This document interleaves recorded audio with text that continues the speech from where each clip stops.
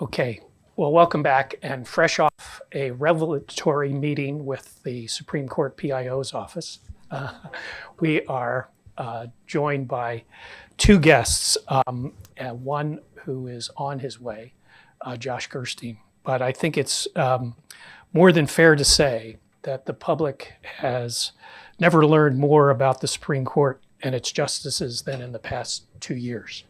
And our second speaker is coming through the door.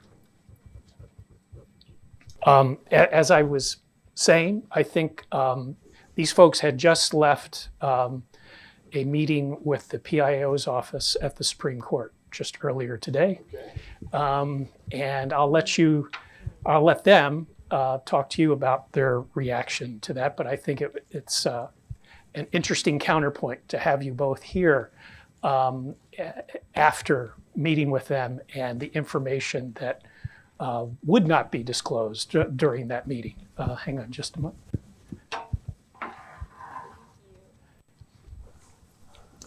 But on that note, I think, as I was indicating earlier, it's more than fair to say that the public has never learned more about the Supreme Court than from the last 2 years and the work of both of you and your news organization. Kirsten Berg with ProPublica was part of a reporting team that won the 2024 Pulitzer Prize for a series of stories revealing the access that billionaires had gotten to Supreme Court justices and how they showered justices with gifts and travel. A lot of you are familiar with that work, with that great work. Josh has long been one of the best legal reporters on the beat, and has a way of explaining the work not only of the Supreme Court, but district courts, lawyers. He has a way of penetrating that language that makes sense to us all, and we're lucky to have him. But you know him, I'm sure, for the exclusive that he landed in 2022 on the draft opinion that ultimately sunk the abortion rights in America. More broadly, though, I think their collective work has shed light on an institution that is largely operated by the rhythms of decisions that come down on their schedules, and the often isolated lives of Supreme Court justices that we're now just beginning to learn much more about. So on that front, I guess would like to start the discussion by just posing a question, and either of you can sort of take it up and we'll go from there. Why did it take too long, or why did it take so long, and perhaps too long, for the press to begin examining the court in this way? So I'll leave it up to either of you. I feel like you've been covering it longer. Thanks, Kevin. I don't know. I think there's a lot of different reasons why the courts, especially at a very high level, got, or until recently, what I would describe as more deferential and maybe even sometimes reverential coverage from the press.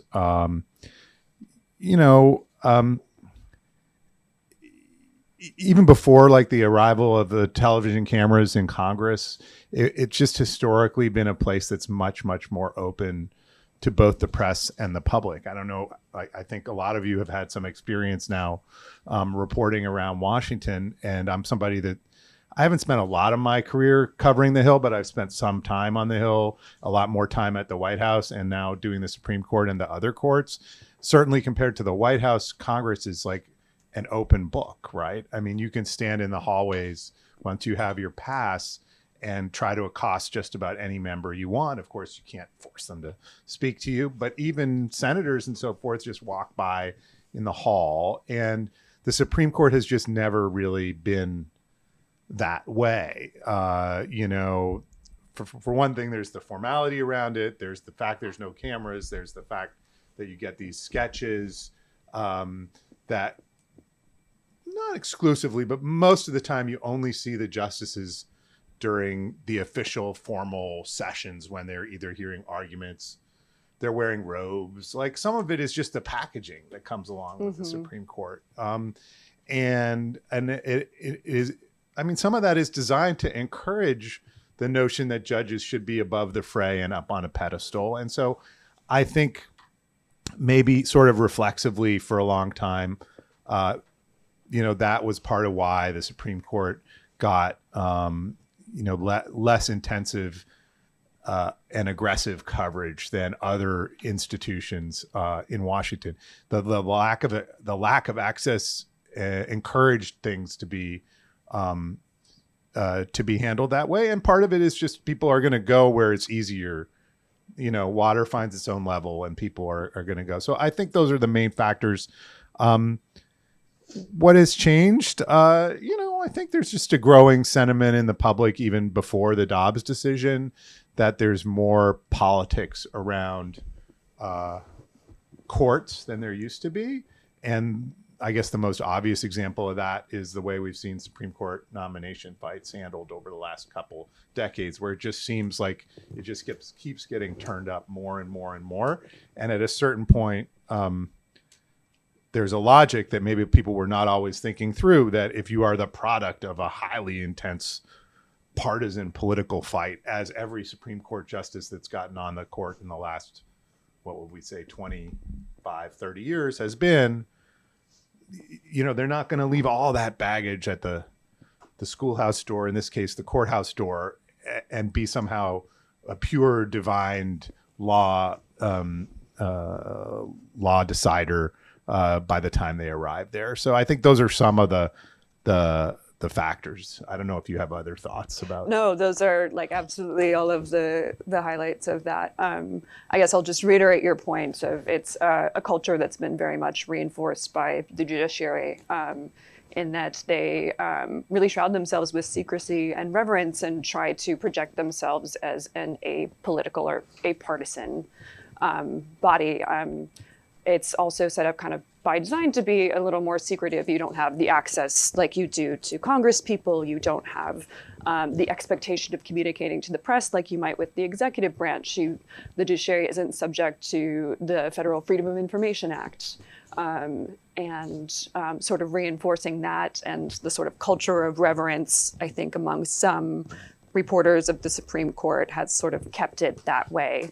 And to your point about sort of the changing tides, I think some of these decisions and some of the fights over confirmations, absolutely. And I think there's also just a sense that the courts have become so much more powerful than they have before, especially with how gridlocked Congress is and the types of issues they're taking up and their sort of willingness to overturn past cases. I think there's just a lot more interest in that. And with interest in that comes of, well, maybe this body isn't so apolitical. Maybe you could expand on this a little bit more, because you came to this story unlike other people on the beat. You had never covered the Supreme Court before, correct? Some decisions. Some decisions. Yeah, I had never covered it as a beat before, and I don't think I was part of a reporting team of 5 people, and none of us had done any extensive Supreme Court coverage before. Talk about how you approach a challenge like that, given the from the outside in, and how your way of developing sources that led you to where you actually arrived. Yeah, I think a lot of it was luck, and a lot of it was trying to think about creatively sourcing things, because none of us were beat reporters. We couldn't draw on sort of years of developing sources, and it's also a competitive space. A lot of the more traditional sources have sort of established relationships with other reporters. At the outset of our coverage, we had just sort of this general sense that we had wanted to cover the judiciary. We didn't know what it would look like. And the first big breakthrough was my colleagues had heard that the papers of Justice Scalia were, I believe, at Harvard, And the documents themselves are under seal for many decades, but for reasons unknown, the photos are public. And so they made a trip up there and started seeing photos of Scalia on fishing trips and hunting trips with an influential businessman, and got curious about who this businessman was. And as they looked into it, they found out that he was the owner of a fishing lodge that it ended up that Justice Alito had a paid trip to. And we sort of thought about creatively trying to get at what people would know about these types of trips. We didn't think we'd get to it through the justices, who are quite close. We didn't think we'd get to it through friends. So one of our big veins of information was through service workers, thinking about the people who worked at these lodges, the people who worked on the private jets, the people who were the fishing guides. And we also thought about other sort of records and receipts that might be out there. There's a extremely active aviation tracking community that tracks private jets everywhere. And we got kind of through digging through those communities, got some hints about the whereabouts of, for example, Harlan Crow's jets, and found some undisclosed trips from Thomas from those sources. Unlike Kirsten, you've spent a lot of time, not necessarily focused exclusively on the Supreme Court beat, but in the legal community in general. Can you talk a little bit about how you go about developing that network of sources, and how you tend it over time to help you do the work that you do?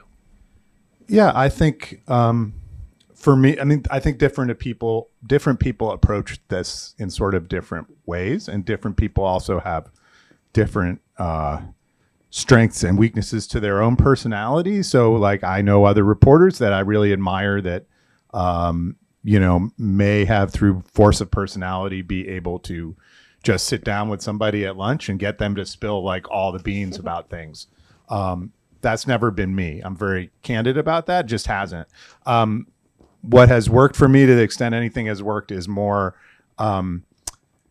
being a dedicated reporter who's intent on getting things right and covering things in detail, listening when people have objections or nuances that they think were not revealed in stories.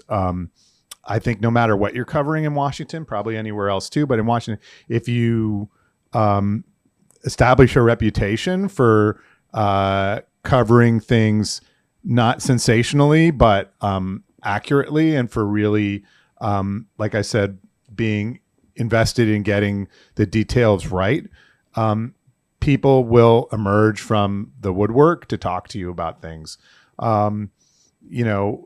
That's in part because there's a lot of people in Washington that are kind of policy wonk types. And when they see you demonstrating interest in what you're writing about, in whatever strange corner of the judicial or policy world they inhabit, they're going to want to engage with you. And so, I'll be candid. Like, I've had debates with editors before, like, we've gone through phases where people are like, well, why bother going to any congressional hearings? And, and I'm like, well, because you can just watch it on C-SPAN and it doesn't matter. And, we can just get a transcript. That's a waste of your time or whatever. And I'm like, I just totally disagree with that. Like, if you go there in person, you sit at the hearing, even if you don't get a story out of it that day, I cannot tell you how many times that something I was covering, whether it be a week later, a month later, or sometimes 2 years later, it becomes important. And it turns out, because you were sitting there like, the general counsel of the CIA, like, who is that? Who cares? Or whatever. And then, sure enough, a year later, there's some kind of scandal or something breaks into the news, and you're like, well, I remember they asked this person about this, et cetera. And you can just you definitely have a leg up on the reporting. And so that's sort of the way I've approached these things. I mean, I think it's a little, as you go up from, when you're talking about court coverage, when you go up from the lower levels, people tend to be a little more accessible. If you go to district court down here where I just was, you'll see many of the judges walking through the hallways of the building.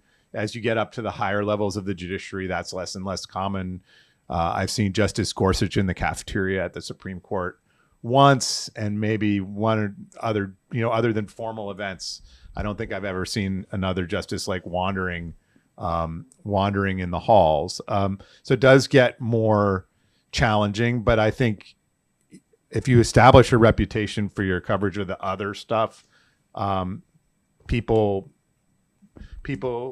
read about whatever industry they're in, right? So people in journalism read a lot of stories about journalism, and people in the legal profession read a lot of stories about courts at all level. And the district court judges know almost everything that's going on at the Supreme Court, and vice versa, because it's all kind of one community. So if people view you as like a fair broker, that's what's been successful for me. Other people can do a more magazine approach and come in and take their shot and disappear to go work on something else. But it's not something that's usually been my forte. Stopping spot to open up to questions, if you'd like. Who has any?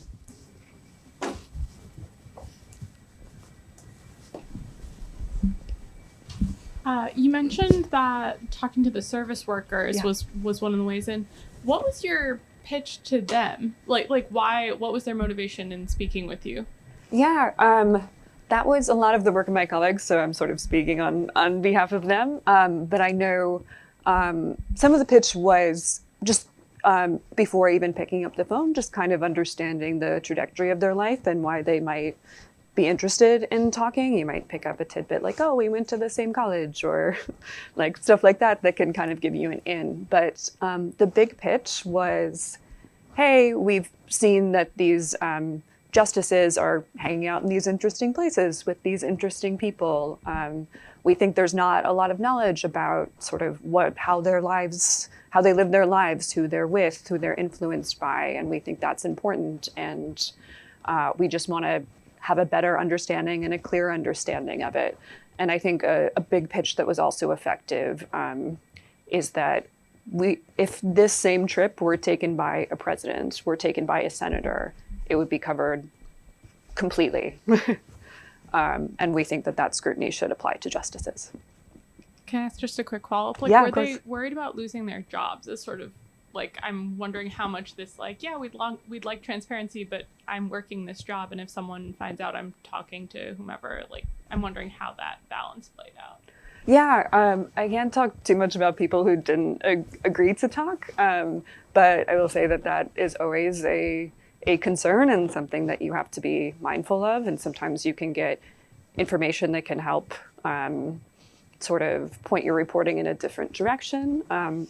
Sometimes you can make a pitch to them. A lot of people kind of rotate in and out of these industries, and so they're not as concerned about that. And you can also make a pitch of just how important that you think the story is, and if they're willing to go on the record. I mean, it's not just losing their job. A lot of people who are named are under a lot of scrutiny, whether a story is sort of beneficial or allegedly beneficial to one political side or the other. Like those people often are under a lot of scrutiny, and you do have to prepare sources for that, but make the pitch that it's for this greater good.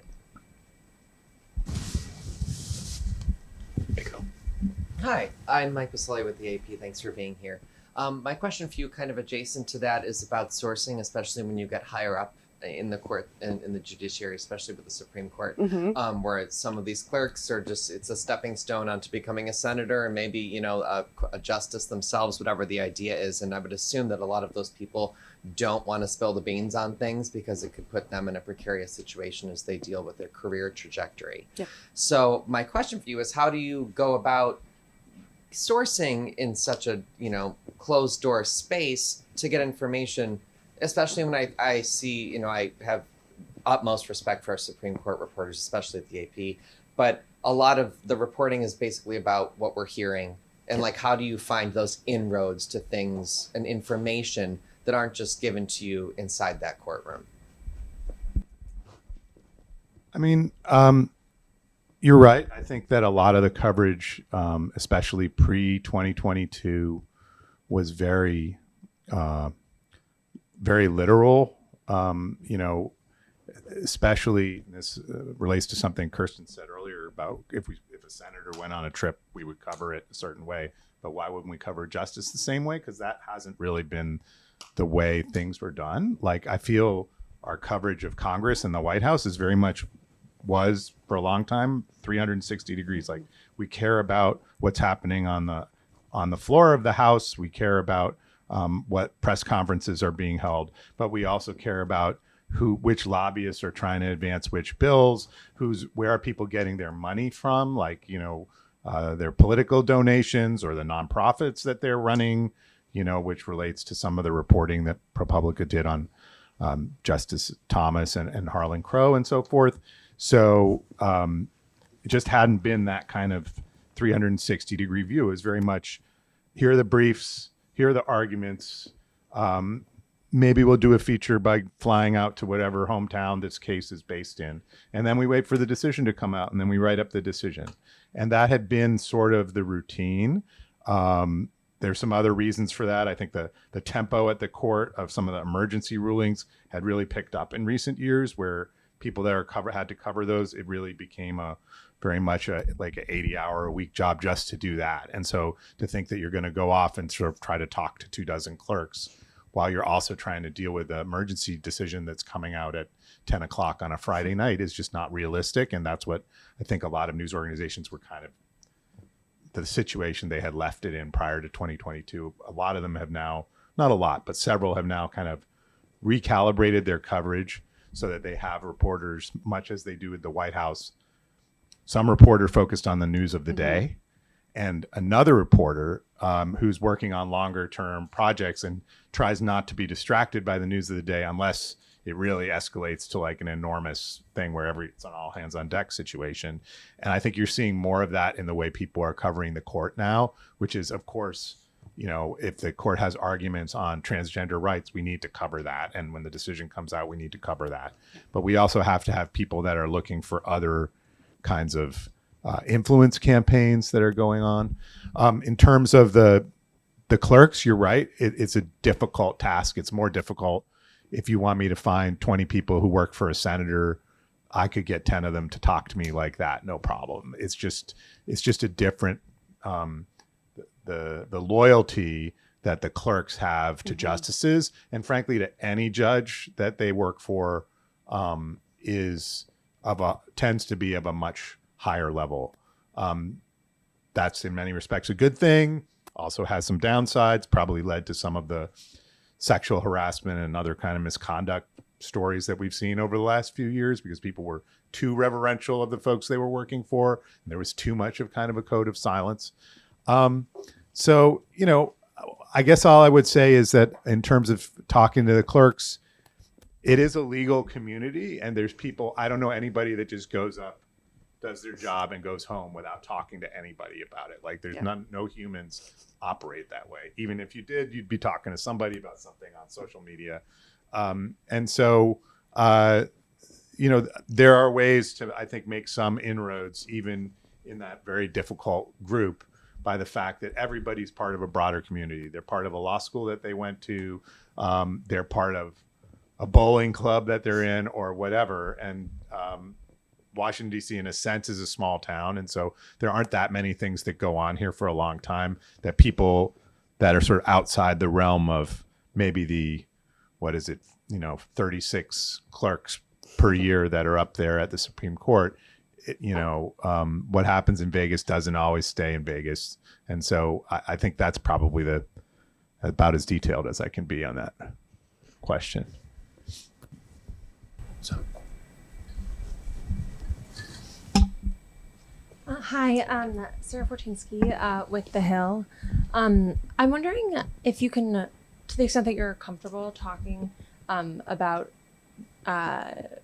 what it was like reporting ahead of the the 2022 draft leak, or not leak, but your reporting, and also I guess what it's been like since. I'm sure you got a lot of feedback from the public. So how have you managed that, and do you have any regrets, or how have you been processing your role in all of this?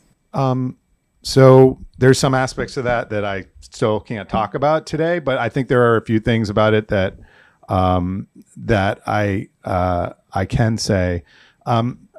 I would say that the main sentiment that I remember from the period leading up to the story coming out is us, and me specifically, having the feeling that we needed to make sure that this story is like at least 99.97% perfect and indisputable. I don't mean perfectly written. I just mean that the facts are entirely right.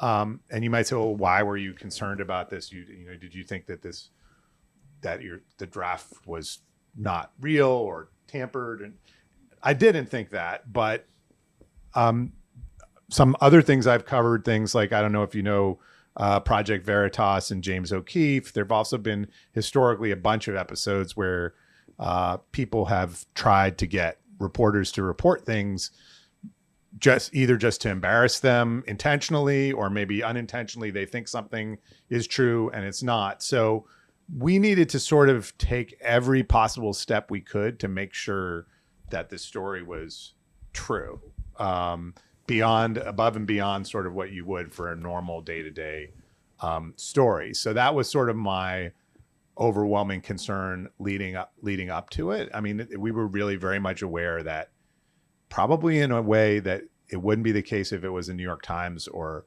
Washington Post story. Like, it would have been embarrassing if they got it wrong or whatever. But for Politico, it would have been really, really bad. Like, it would have been catastrophically bad. And set aside bad for me, bad for editors that were involved. And so that was one of our biggest concerns, like sort of how airtight can we possibly get this so that we can, be comfortable to sort of make a very large bet on this and not feel that we're being reckless. And that it was sort of every stone we could take to try to overturn to confirm the authenticity of it was our main focus. We also had some focus on trying to make sure that we didn't inadvertently provide clues in either the story or the documents or elsewhere that would jeopardize the sourcing of the story. And that's not something that I regularly have to deal with on most stories. And so there were things we were doing even till shortly before publication to try to make sure we weren't providing that. In terms of things that I wish I had taken account of during that period and didn't, I didn't give a lot of thought to who people were going to speculate about who the source might be. People that didn't have anything to do with the story, just because I had a lot of other things to do and sort of run, do you know what I mean? Like counterfactual scenarios in my head of who the sources were just not something I was doing during that period. I became more focused on that, like shortly after the story came out, because you had a lot of people I would call sort of armchair quarterbacks or sleuths, get on Twitter and say, oh, I found this photo of Josh and this person or whatever at this event 5 years ago, and therefore that person was a clerk, whatever. And it's the kind of thing that, frankly, like no reputable news outlet would publish based on that kind of surmise and very thin purported connection. But social media means anybody can go on and publish anything they want, more or less. I mean, you might get sued later potentially, but I just didn't think about that. And it turned out to be kind of impactful on some people that had nothing to do with the story, because I don't even know if I could have figured that out in advance. But the way social media works is you then are unleashing hundreds, maybe thousands of citizen sleuths who are just going to put their guesses up, and the way social media operates, sort of the lowest profile you are, the least you're putting at risk by putting out some outlandish suggestion. I mean, I think we all have a little bit of a better sense of how this operates now. And then that outlandish suggestion will go viral just because it's attractive to people for some reason. And, it's something that a reputable reporter would never put on their Twitter feed. Yet, there's always someone who'll put it out, and the person is in a sense buying a lottery ticket, right? They're saying like, oh, maybe I did figure it out and I'll be a guest on Fox News on Friday if it turns out I'm right. And if I'm wrong, nobody cares because nobody knows who I am anyway. And so those kinds of dynamics were things I never really thought of. I'm not sure what we could have done to preempt it, but they were things that sort of happened after the story that I feel kind of bad about, only because I didn't really think about them in advance. I didn't think, people are going to draft a list of like 20 suspects and then just start pointing fingers at random people. I don't know if that happened with any of ProPublica stories, but it definitely happened with ours. Yeah. Hi guys, thanks for talking to us. I'm Michaela at Bloomberg. I wonder if there's any security measures that you guys take in terms of like securing your phones or your emails. Do you try to have certain conversations in person? Like, what advice would you give to people that are trying to have those conversations with people and want them to feel as comfortable and secure as possible? Do you want to start? Sure. It totally depends on the source and sort of what we're worried about, but we always try to take some pretty basic protections, like using encrypted communication apps, having auto delete on, in some cases keeping things off of computers that are connected to Wi-Fi. We usually have a discussion with the source about sort of what information they're giving us, about what kinds of protections we can take and can't take, because we can't promise that it'll always be secret forever, because it's ironclad because nothing is. So yeah, it's usually just kind of a discussion with the source. And I think that's particularly important right now because I mean, some of you may know or may not know, some of these protections, at least at the federal level, were increased by the Biden administration. The guidelines that had been in place that sort of dictated about when they could come to sources or try to penetrate, through subpoenas to get stuff from news organizations, were sort of escalated and made regulations, which is a little bit more firm than they had been before. So instead of just sort of vague policies, now they're like firmly in DOJ regulations. You've got the Trump administration obviously coming in less than 2 months, and Trump has said he thinks all the libel laws need to be changed. In fact, he has said about our situation that me and my colleague who worked on the story, Alex Ward, should be thrown in jail to get our sources. And so, people are aware that the new administration may have a different attitude towards some of those things. So I think, and then there's a bill on the Hill, which Trump just recently spoke out against, that would have made a lot of those protections basically would have written them into law, so they wouldn't have been easy to overturn. I guess there's still some chance that bill could theoretically pass before Trump is sworn in. I suspect Biden would sign it, but I don't think it's likely to pass, given that Trump publicly came out against it in a Truth Social message a week or two ago. So it is something that people across the journalistic community are very aware of and concerned about right now. And I think people are generally redoubling, as Kirsten said, their consideration around using encrypted apps, what kinds of things need to be written down, what kinds of records need to be maintained, do things, all need, how many people need to be involved in a discussion about sources for a particular story. All those things are very much on the table. The one other thing I will say is, if you can get people to meet with you face to face, that I find is almost always more productive than, I know that there is a reflex, to the simplest thing is to fire off an email or a text message.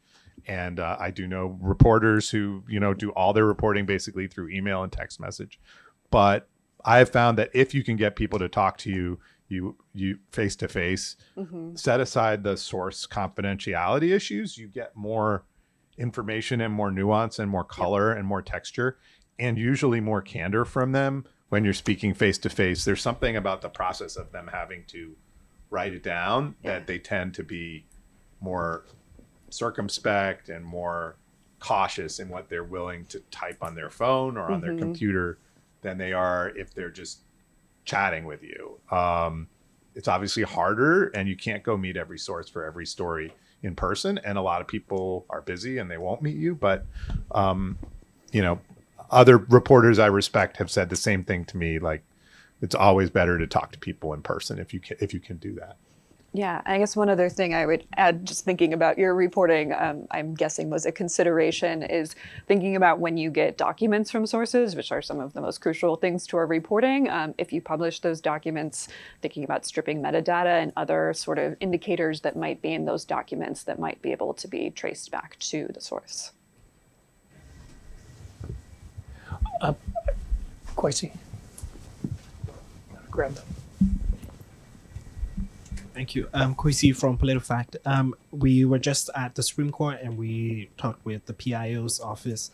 If you could maybe wave a journalist magic wand, what are some of the things that you would change about the way that office operates? Because we felt like it was not as open and as transparent as the other agencies that we have been to. How long do we have left Yeah. in class? I mean, Just to explain a bit, we had a bit of a discussion about this before you came in, but I left it all on you to explain, so go ahead. okay, things I would wish they would handle differently. Off the top of my head, I'd like to see cameras in the court. I don't think there's any reason why, any good reason why they shouldn't have them. Not only do we not have cameras, they don't even put online the delivery of opinions. The audio is not released till the end of the term or the next year, basically. So some of these things, there is a reflexive secrecy there that is hard for me to really fathom. That you can make some arguments about why the arguments should or shouldn't be on camera that have been made for years. I defy anyone to tell me why audio of the handing down of opinions couldn't be available live or on the same day that it happens, because they're worried that they themselves might grandstand. It doesn't make any sense. So there's just a reflexive, we've always done it this way. Why should we allow more access? And look, some of it may stem from some of the reporting that we're talking about today. They don't enjoy being in the public eye, I imagine, and nobody enjoys having their ethics questioned publicly. And so they may view it all as a slippery slope that if we give an inch on that, then they're going to ask for cameras, then they're going to be outside our house every day, then they're going to want a schedule of all of our activities.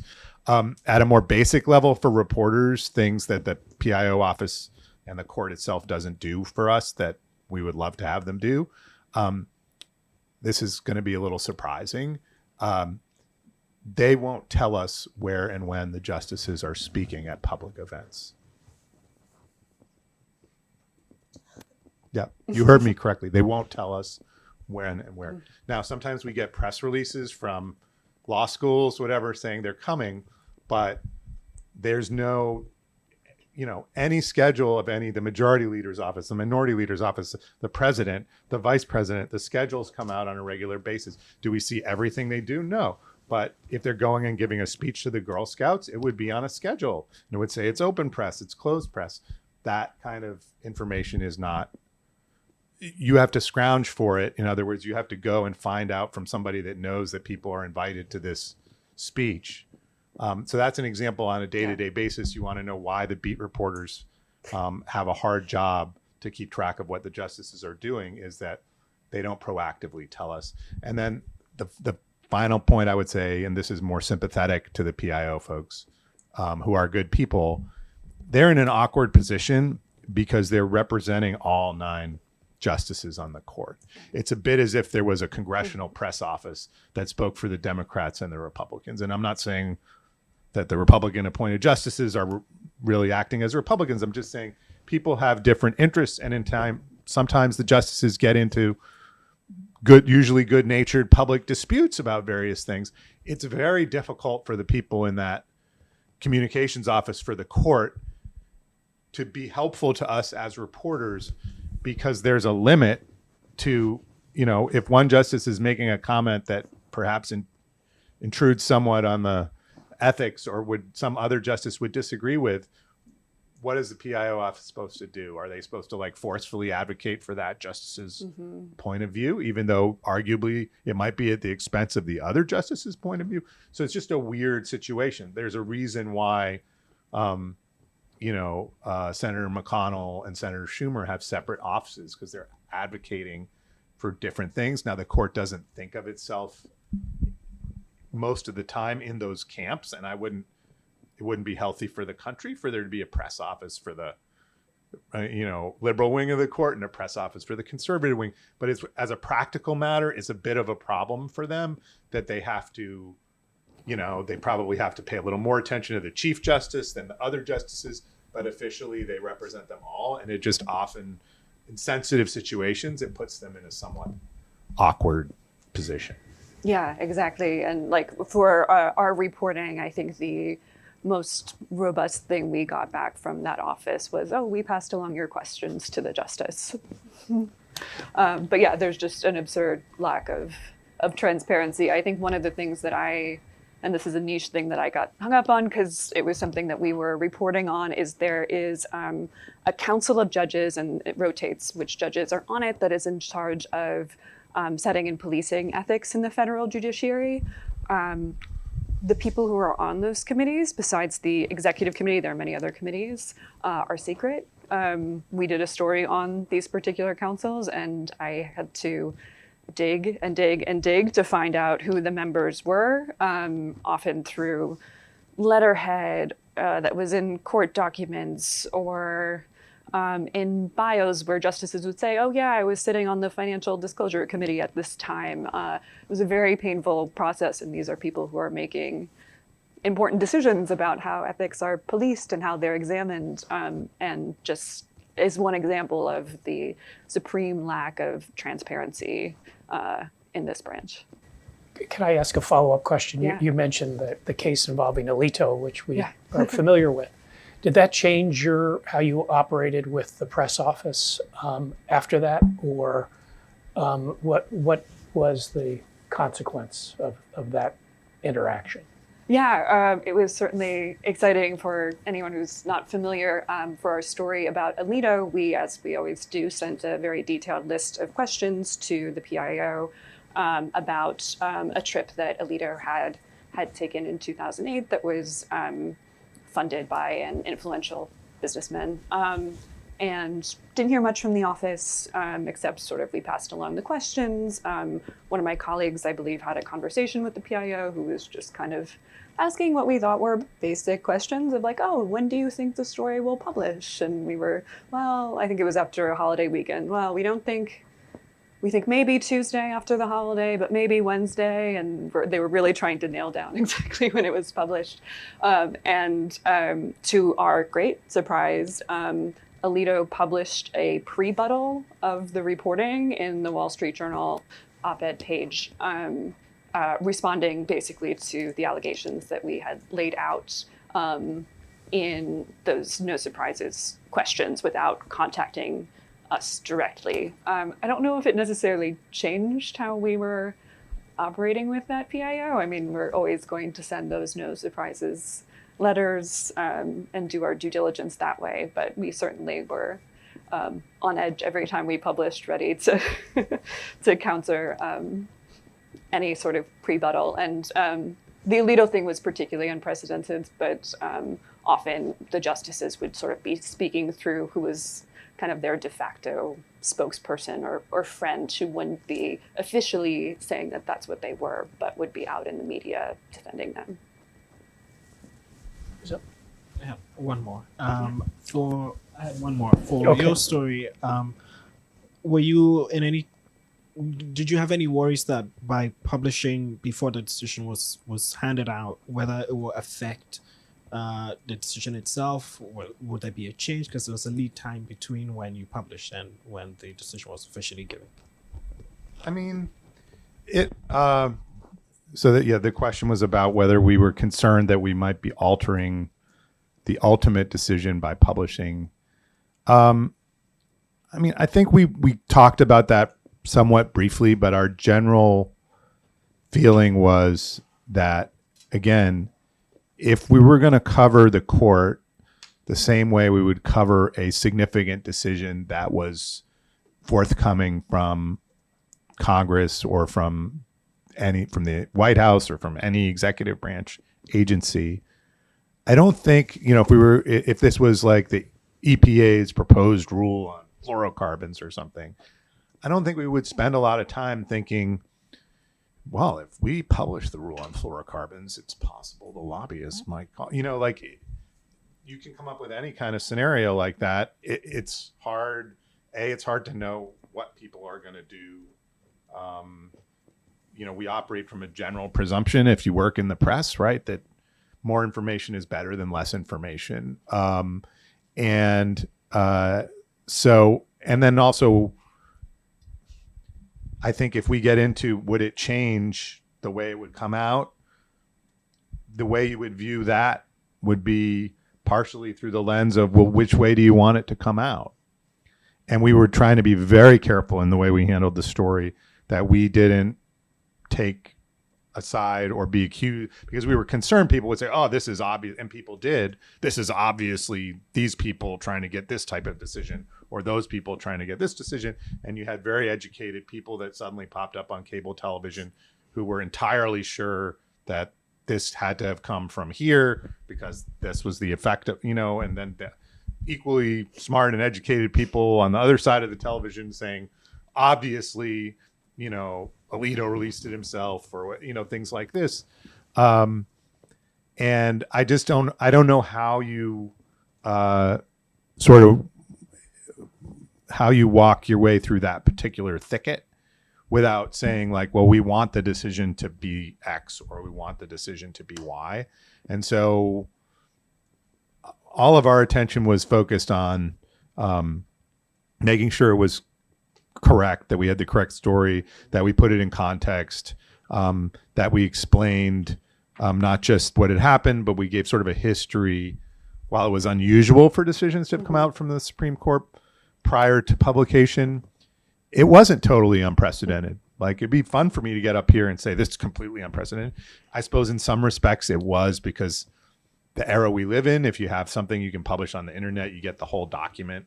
Before the internet, when they published the Unabomber Manifesto, Kevin will remember this, they had to put out a special edition that the Washington Post and the New York Times prepared so that they could publish the entire text of it. So before 20 years ago, really wasn't feasible to publish a entire court decision in advance.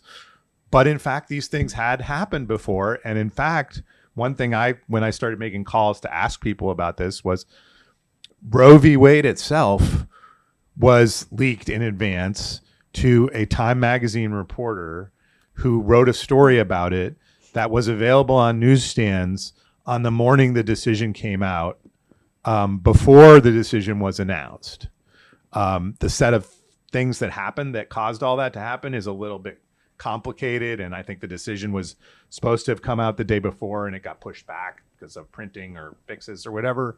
And in those days, the news weeklies were on a very strict publishing schedule of when things came out. It's very important to them, like if it was coming out, that it be on the cover of Time.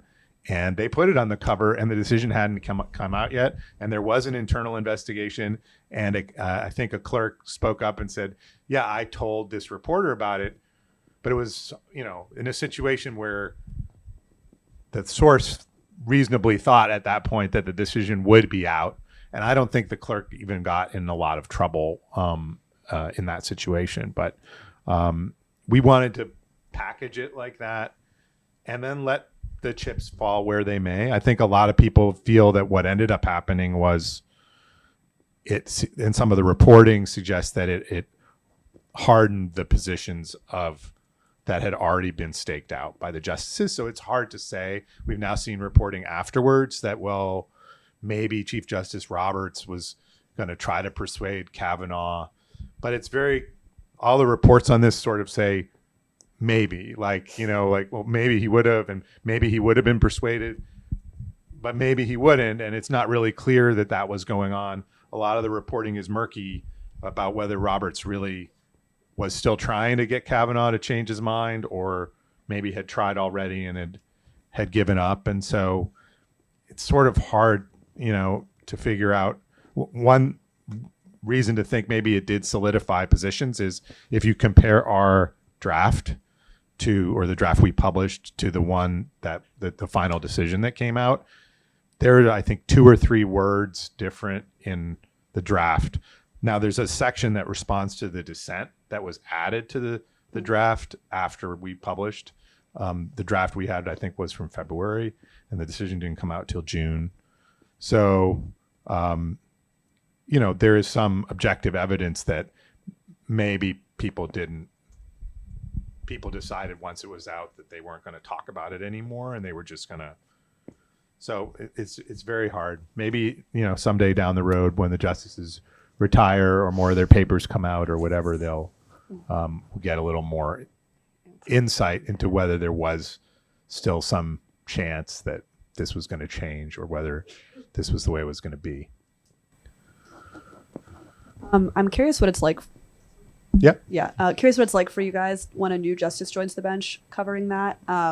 Because in other agencies, obviously, there's like a lengthy campaign where you get to know the principal. And then maybe like a cabinet secretary is somewhat analogous, but they obviously come with a large staff and they have regular media availability. So, and I imagine, for you guys, probably you'd have covered them on the appellate level, and there's the big confirmation hearing, and they'll have like previous writings. But when a new justice joins the bench, how do you sort of think about covering them as a person, or sort of their jurisprudence in the past, and how do you go about that?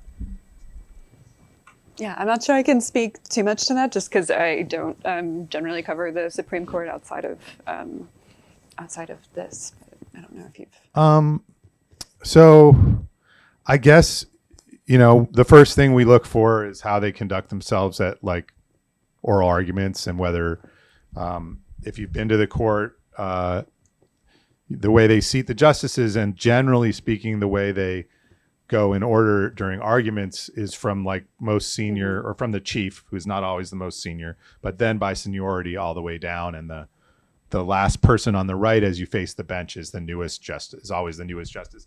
And they all like inch towards the center until they retire or pass away. We look at what they say at oral arguments. Are they trying to come out of the box like very aggressive, like to show their presence and to, or are they more deferential and deferring to try to get. A lot of people say that a lot of justices, you don't really get a good sense for how they're going to behave on the court for about 3 years until they've been there, because there are all these, for lack of a better term, weird procedures. Some of them have some experience because they've been clerks, so they've seen some of the mysterious behind the scenes operations. But part of it, like the conference that they have, the conferences the justices have are like truly closed door. So really people have heard about how that works from justices, but there's only very few people that are alive who've actually seen how that works. So some people say, I'm going to bide my time for a while. Justice Jackson, who's the newest justice, definitely came out of the gate very aggressive. One thing I've learned is that she, part of the reason she does that is because in conference they use that same seniority procedure, and so she's the last person that gets to talk on any case at conference, which means that in the vast majority of cases they discuss at the conference, nobody really cares that much what she has to say, because if it's clear how the case is going to come out by the time they get to her, I don't know what happens at the conference, but you could imagine people are eager to move on to the next one. And so she's in that position again and again. The only time she's not in that position is when during oral argument, and there's sort of they've changed the way they do oral arguments post-pandemic. And so there's now a free form round and then a justice by justice round. And in the free form round, she will often jump in like very quickly. And I think part of it is she's trying to like get her views or what she thinks is the most important point she wants to make really to the rest of the court, sometimes to public, but really the rest of the court right then, because when they go to the conference, her views are often, trailing at the very end. And then I think when someone new comes in, we try to measure them against like what the controversies are around the court. And so given the current ethics controversy with Justice Jackson, one of the questions people were asking is, well, her husband does sort of medical consulting, I think she had made some promise that they were going to disclose more about that. I'm not clear if that ever really happened and they did disclose it or not, but those are the kinds of things we look at. One thing I know about Justice Jackson, like she's handling her clerkships. That's another mystery around the court. It's not only the question of them being secretive, but like the process by which they pick the clerks has traditionally been very secretive. And some justices have like a shadow, sort of a shadow cabinet or a shadow group. Like it's like sort of joining a fraternity or sorority or something. You have to go before you meet the justice, you go meet some group of former clerks to be evaluated. And only if they give you the special nod, then you get to meet with the justice. Other justices are a little more transparent. All of them seem to involve some significant degree of unusual connections, either from feeder judges, like lower judges that send a lot of clerks to the Supreme Court. A lot of the clerks are, not a lot, but a non-trivial number are semi-famous or connected to famous people. So it's interesting. And Justice Jackson, I think, has tried to reject that to the extent she can by setting up like a very formal, you can go on the court website and find out like what criteria she wants you to meet and how you should apply to be a clerk. I don't think any of the other justices have something like that. And so I think, I can't really speak for her, but I think her view is that formalizing that process makes it more, not just more transparent, but more fair and less of sort of an influence game, which is another, maybe it doesn't directly impact decisions in some of the way some of the business people trying to affect the court does, but there is this whole world of the clerkships and how people get them. That's another kind of mystery shrouded aspect of the Supreme Court, more so I think than the district courts or the appeals courts. Okay, I think we have time for just one more. Take it down to the.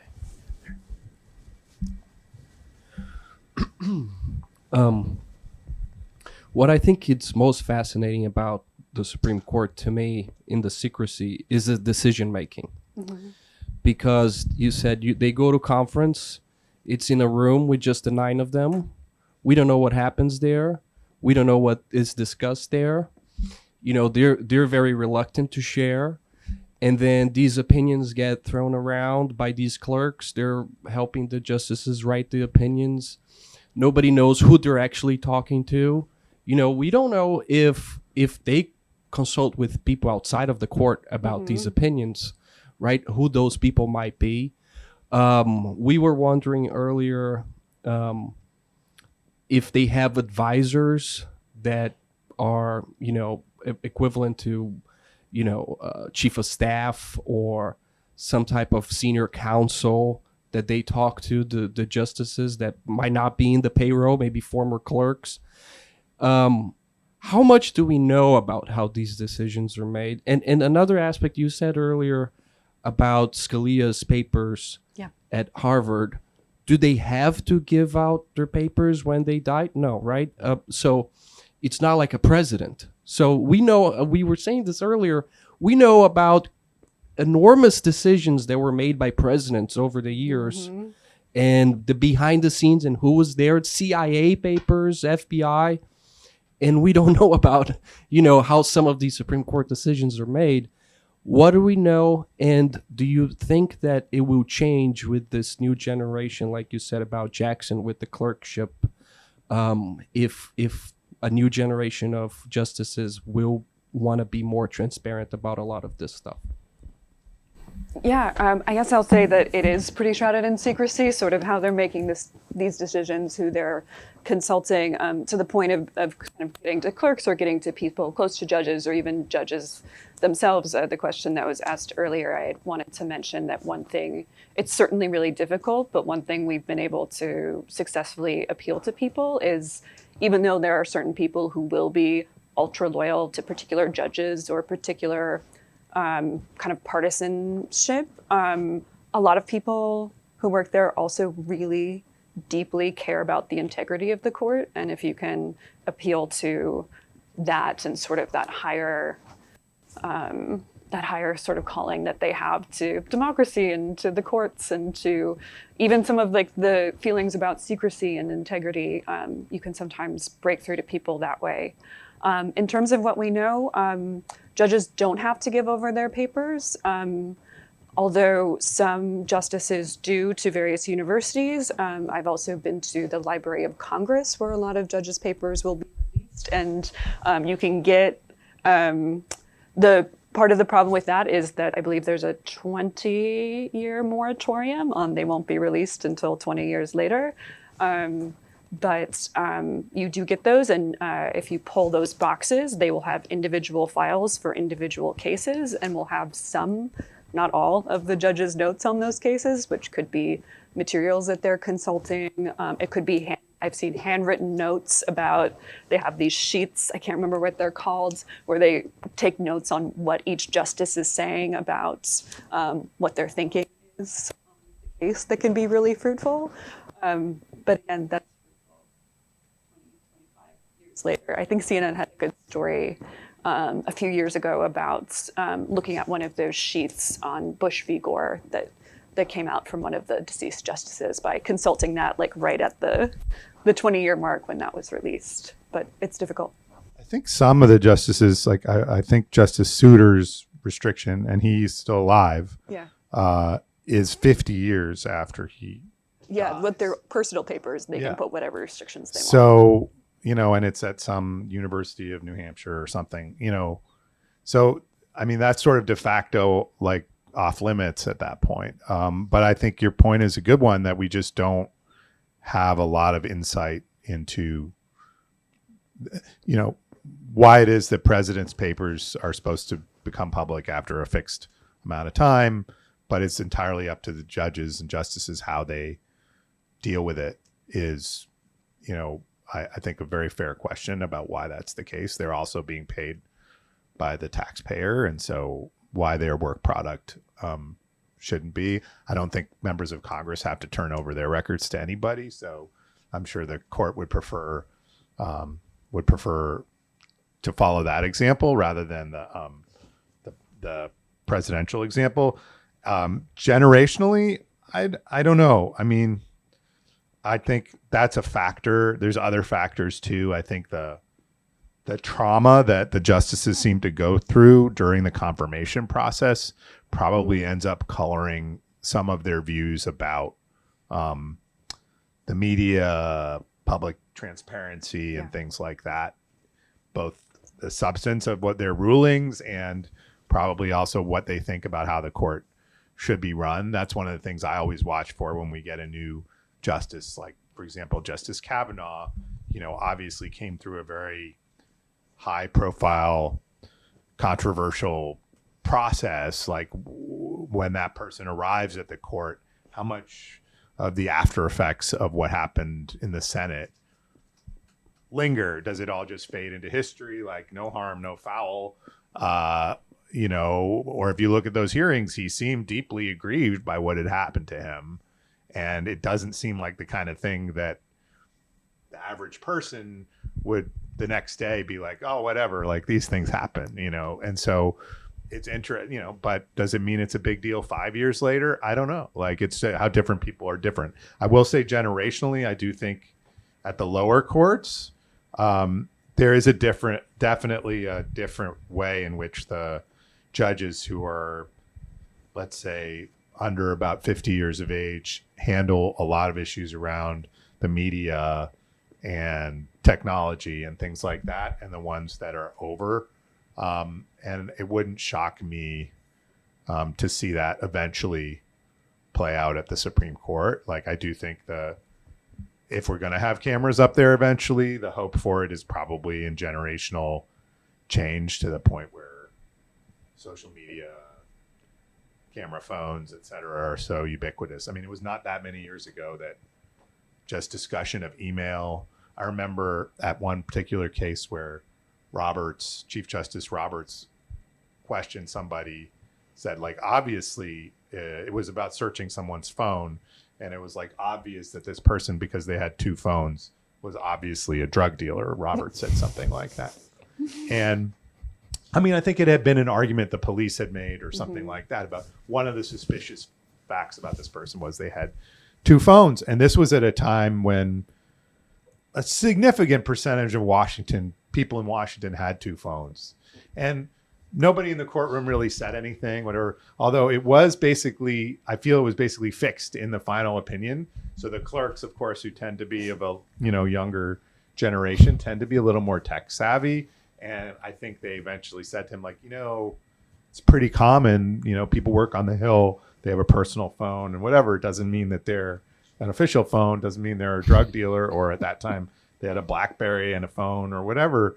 And sometimes the judges need to kind of be led by the hand, and one's over a certain age. Sometimes there's no leading them. So I suspect we'll see some like incremental changes on the transparency front. And I feel like maybe even on the ethics front, they're like nudging their way down. It's just they're a very, very slow to change institution. And so you have to really measure things in decades more than years or terms. Unfortunately, we have come to the end. We have to stop there. We're on a quick turnaround for our next speaker. But I think what we've learned here is covering the Supreme Court is kind of akin to penetrating the national security apparatus or the Shriners, whatever is different. But I do want to thank both of you for coming and sharing your expertise and being so candid with the group. So thank you so much. Yeah, thank you for your questions.